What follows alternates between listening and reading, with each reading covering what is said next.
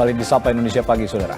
Komisi 3 DPR RI telah menyelesaikan tahap uji kelayakan dan kepatutan atau fit and proper test bagi 4 calon pimpinan Komisi Pemberantasan Korupsi pada hari pertama Senin kemarin.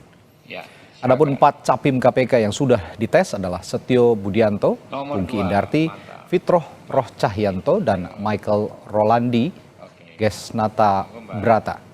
Komisi 3 menggali ide konsep pemberantasan korupsi yang diusung oleh masing-masing capim jika terpilih menjadi KPK.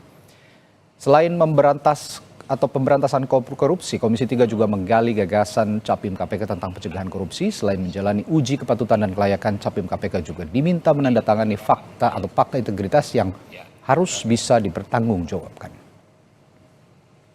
Nomor 2, mantap, Mbak Pungki. Untuk mengetahui informasi terkini tentang uji kepatutan dan kelayakan calon pimpinan KPK dan juga Dewas KPK, kita sudah terhubung dengan jurnalis Kompas TV Fedriska Ananda di gedung KPK atau di gedung DPR MPR Jakarta maksud kami. Selamat pagi Fedriska, infonya siapa saja nama-nama calon pimpinan dan juga calon Dewas KPK yang akan diuji hari ini?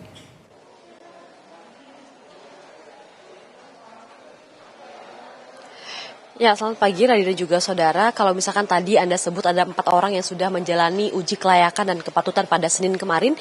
Kalau untuk hari ini ada 6 orang lainnya yang akan melaksanakan ataupun menjalani uji kelayakan dan kepatutan di gedung DPR RI di Komisi 3 tepatnya. Di mana ini pada pagi hari ini yang terjadwal ini adalah Ibu Ida Budiati yang merupakan juga anggota Dewan Kehormatan KPU begitu ya. Dan kemudian ini adalah Ibnu Basuki Widodo, kemudian ada yang menarik juga ini nama Johanis Tanak yang juga mantan pernah menduduki jabatan sebagai petinggi dari KPK.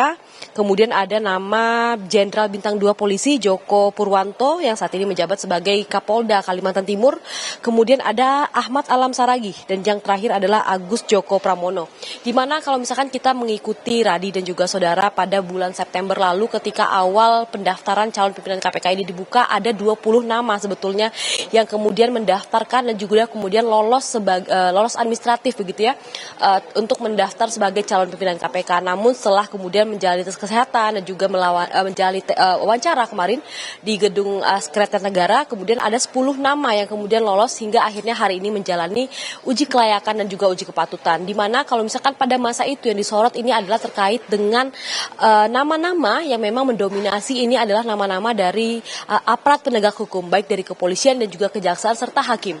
Sehingga memang kita juga perlu begitu mengingat bagaimana jalannya uji kelayakan dan juga uji kepatutan ini, bagaimana kemudian calon pimpinan KPK ini menyampaikan gagasannya untuk penanggulangan dan juga kemudian visi misi mereka dalam nanti akan memimpin KPK seperti apa. Ini yang akan hari ini digali begitu oleh para anggota DPR RI Komisi 3, di mana kalau misalkan pada pagi hari ini pada pukul 8.30 tadi dimulai begitu ya, ini calon pimpinan KPK yang menjalani uji kelayakan dan kepatutan ini adalah Ida Budiati.